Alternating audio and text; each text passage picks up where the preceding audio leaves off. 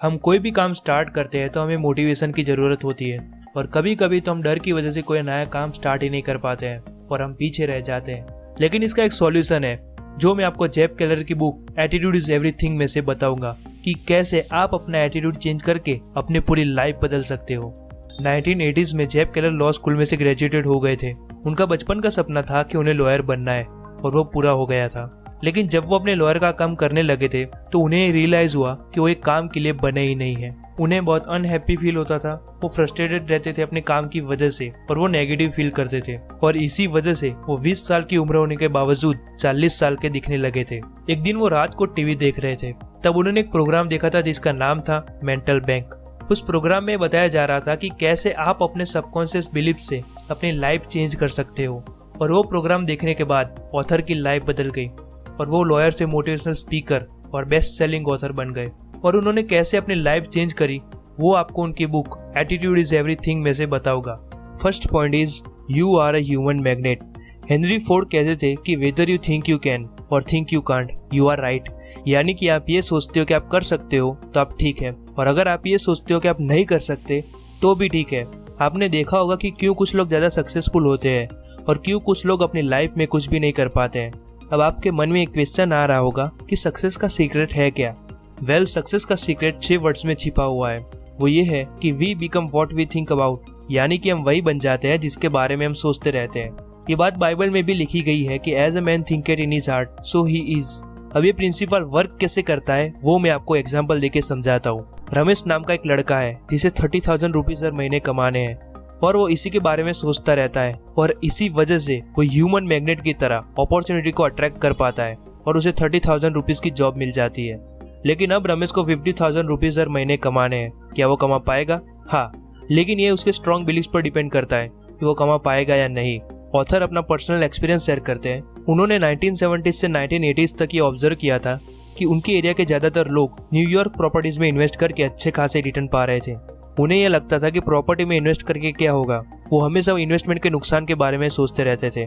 ये उनका negative attitude था और यही नेगेटिव एटीट्यूड के कारण वो इन्वेस्टमेंट नहीं कर पाते थे। लेकिन उन्होंने बुक्स रीड करना, पावर ऑफ एटीट्यूड के बारे में टिप्स सुनना स्टार्ट कर दिया था और इसी वजह से उन्होंने अपने नेगेटिव एटीट्यूड को पॉजिटिव एटीट्यूड में कन्वर्ट कर दिया। उन्होंने ये डिसाइड किया कि वो साल खत्म होने से पहले 2 प्रॉपर्टी को तो खरीद ही लेंगे और यही पॉजिटिव एटीट्यूड के साथ उन्होंने पहली प्रॉपर्टी को खरीद लिया और दिसंबर 29 में साल खत्म होने के 2 दिन पहले ही उन्होंने दूसरी प्रॉपर्टी को भी खरीद लिया। ऑथर कहते हैं कि उन्होंने पॉजिटिव एटीट्यूड तो रखा ही, लेकिन उन्होंने ये गोल को पूरा करने के लिए एक्शन भी लिए। वो शाम में और वीकेंड्स में रियल एस्टेट एजेंट से बात करते थे। उन्होंने पर्सनली 100 से भी ज्यादा प्रॉपर्टीज को विजिट किया था और ये सब उनके पॉजिटिव एटीट्यूड के कारण हुआ।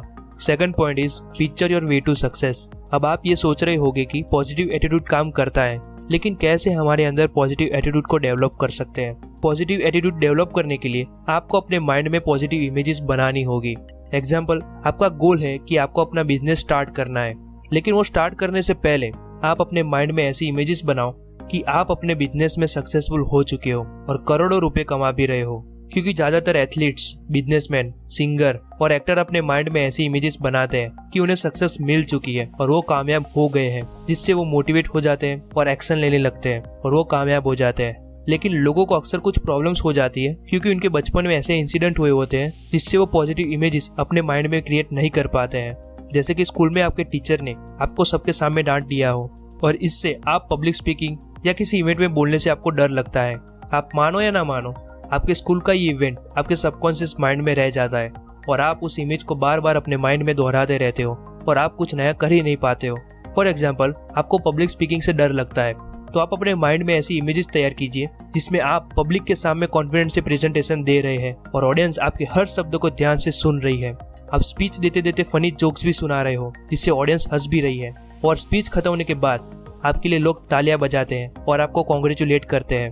अब आप सोचिए कि इस तरह के इमेजेस आपको कितना मोटिवेट फील कराएगी और आपको अच्छा स्पीकर बनने में हेल्प करेगी।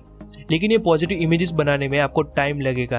आपको positive videos, books, motivational videos देखते रहना पड़ेगा ताकि आपका माइंड नेगेटिव इमेजेस पर फोकस ना करे। क्योंकि वॉल्ट डिज्नी ने कहा था, if you can dream it you can do it, यानी कि आप ये सपना देख सकते हो तो उसे पूरा भी कर सकते हो। Third point is your words blaze a trail. अब हम ये देखेंगे कि हमारे वर्ड्स कैसे काम करते हैं, हमें आगे बढ़ाने में या फिर नीचे गिराने में। ऑथर कहते हैं कि थॉट से वर्ड्स, वर्ड्स से बिलीव्स, बिलीव से एक्शन और एक्शन से रिजल्ट क्रिएट होता है। फॉर एग्जाम्पल, राज ये सोचता है कि वो सेल्स में अच्छा नहीं है, वो कुछ भी नहीं कर सकता। फिर राज बोलने भी लगेगा कि वो सेल्स में अच्छा नहीं है और ये सारी बात अपने फ्रेंड्स और कलीग के साथ भी शेयर करेगा। फिर राज को ये बिलीव बन जाता है कि वो सेल्स में अच्छा नहीं है, वो बिलीव करने लगता है और इसी बिलीव के कारण वो कम एक्शन लेगा और सेल्स के लिए कम फोन कॉल्स करेगा और इसी वजह से उसे नेगेटिव ही रिजल्ट मिलेंगे और इसके कारण वो और नेगेटिव बातें सोचता रहेगा। ये पूरी साइकिल बन जाएगी जो उसे कभी भी कामयाब नहीं होने देगी। इस साइकिल को ब्रेक करने के लिए उसे पॉजिटिव लोगों के साथ रहना होगा, पॉजिटिव वीडियोस देखने होंगे, तभी जाके उसके माइंड में पॉजिटिव थॉट्स आएंगे और इससे उसे पॉजिटिव रिजल्ट मिलेंगे। Fourth point is confront your fears and grow. यानी कि आपको अपनी लाइफ में आगे बढ़ना है तो आपको उन कामों को तो करना ही पड़ेगा जिस काम को करने के लिए आप अनकंफर्टेबल फील करते हो। यानी कि आपने कोई नया काम स्टार्ट किया है और वो काम आपको चैलेंजिंग भी लगेगा, फिर आप वो काम करने के लिए एक्शन ही नहीं लोगे। मान लीजिए आपको पब्लिक स्पीकिंग से डर लगता है, लेकिन फिर भी आप स्टेज पर चले जाते हो और ऑडियंस के सामने अपनी स्पीच देने लगते हो। भले ही आपका हार्ट जोरों से धड़कने लगे और आपके पैर कांपने लगे, लेकिन फिर भी आप एक विनर है क्योंकि आपने अपने चैलेंज को फेस किया, जिससे आपकी सेल्फ एस्टीम और ज्यादा इंक्रीज हो जाएगी। क्योंकि कोई भी पब्लिक स्पीकर पहली बार में अच्छा प्रेजेंटेशन नहीं दे पाता है और कोई भी ग्रेट स्विमर पहली बार में अच्छी स्विमिंग नहीं कर पाता है। आप कोई भी फील्ड में जाओ, आपको कोई भी स्किल सीखने में टाइम लगेगा और धीरे धीरे इंप्रूवमेंट से आप कोई भी फील्ड में अच्छे बन ही जाओगे। अब ये सारे पॉइंट्स को समराइज करके बताओ तो first point is you are a human magnet. आपको अपने बारे में नेगेटिव थॉट्स रखने के बजाय पॉजिटिव थॉट्स रखने चाहिए और पॉजिटिव थिंकिंग के साथ अपने काम को करना चाहिए जिससे कि आप उसमें कामयाब हो जाए। Second point is picture your way to success. यानी कि आपको अपने बारे में, अपने माइंड में पॉजिटिव इमेजेस बनानी है ताकि आप मोटिवेट फील करें और एक्शन लेने के लिए तैयार हो जाए। क्योंकि दुनिया के ग्रेट लोग अपने माइंड में पॉजिटिव इमेजेस बनाते हैं ताकि वो अपने काम में एनर्जेटिक फील कर सके और अपने गोल्स को पूरा कर पाए। Third point is your words blaze a trail. यानी कि आप जिस बारे में ज्यादा बोलोगे और सोचोगे वही बन जाओगे। यानी कि आप नेगेटिव एटीट्यूड से सोचोगे तो आपको नेगेटिव ही रिजल्ट मिलेंगे और अगर आप पॉजिटिव एटीट्यूड से सोचोगे तो आपको पॉजिटिव ही रिजल्ट मिलेंगे। Fourth point is confront your fears and grow. अगर आपको अपनी लाइफ में आगे बढ़ना है तो आपको उन कामों को तो करना ही पड़ेगा जिस काम को करने के लिए आप अनकंफर्टेबल फील करते हो, तभी आप आगे बढ़ पाओगे। इसीलिए आपको एक्शन तो लेना ही पड़ेगा, भले ही वो छोटे एक्शन क्यों ना हो, जिससे आपकी सेल्फ एस्टीम बढ़ेगी और आप अपने वर्क में और बेहतर बन पाओगे। तो दोस्तों, ये सारी इंपॉर्टेंट बातें मैंने जेब केलर की बुक एटीट्यूड इज एवरीथिंग में से बताई है। इस बुक में ऐसे कई सारे इंसिडेंट और प्रिंसिपल लिखे हैं जो मुझे बहुत ही अच्छे लगे हैं और अगर आपको ये बुक रीड करनी है तो इस बुक की लिंक मैंने डिस्क्रिप्शन में दे दी है। तो फाइनली धन्यवाद।